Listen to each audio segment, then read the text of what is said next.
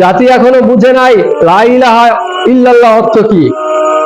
জাতি মনে করে আমি লা ইলাহা ইল্লাল্লাহ মুখে বলে দিয়েছি আমার হয়ে গেল, কিন্তু তা না। লা ইলাহা ইল্লাল্লাহ মুখে বলার জিনিস না, অন্তরে ধারণ করতে হবে, গভীরভাবে গভীরভাবে অন্তরে ধারণ করতে হবে এবং তা অনুযায়ী আমল করতে হবে।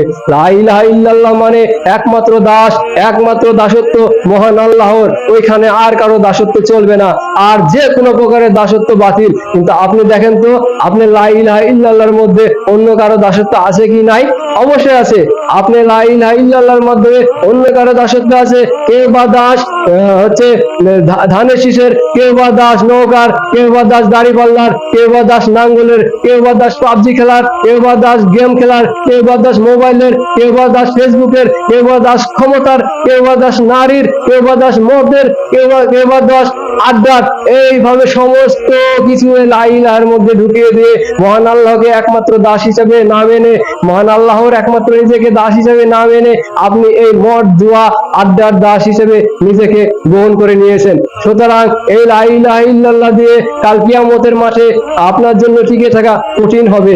কুরআন, আপনার কুরআন আর আপনার লা ইলাহা ইল্লাল্লাহ আর হযরত মুহাম্মদ সাল্লাল্লাহু আলাইহি সাল্লামের লা ইলাহা ইল্লাল্লাহ, হযরত মুহাম্মদ সাল্লাল্লাহু আলাইহি সাল্লামের উপর যে কুরআন নাযিল হয়েছিল সেই কুরআন এক কুরআন না।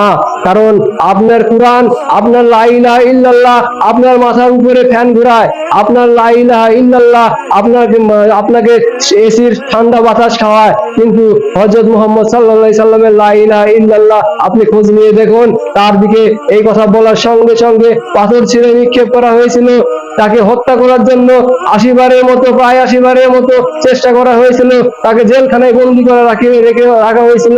কিন্তু আপনার লা ইলাহা ইল্লাল্লাহ দিয়ে আপনি রুটি রোজগার হচ্ছে, কিন্তু আমার হযরত মুহাম্মদ সাল্লাল্লাহু আলাইহি সাল্লামের লা ইলাহা ইল্লাল্লাহ কুরআন দিয়ে রুটি রোজগারের ব্যবস্থা হয় না। সুতরাং আপনার লা ইলাহা ইল্লাল্লাহ আর রাসূল সাল্লাল্লাহু আলাইহি সাল্লামের লা ইলাহা ইল্লাল্লাহ এক না।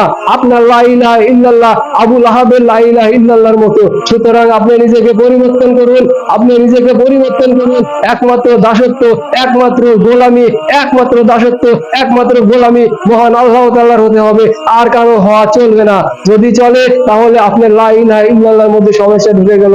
মহান আল্লাহ তাআলা আমাদেরকে লা ইলাহা ইল্লাল্লাহ আমাদের অন্তরে দৃঢ়ভাবে বসানোর তৌফিক দান করুন। লা ইলাহা ইল্লাল্লাহর উপর আমাদের অটল থাকার তৌফিক দান করুন। সমস্ত বাতিলকে বাতিল বলার ক্ষমতা দান করুন। আমিন।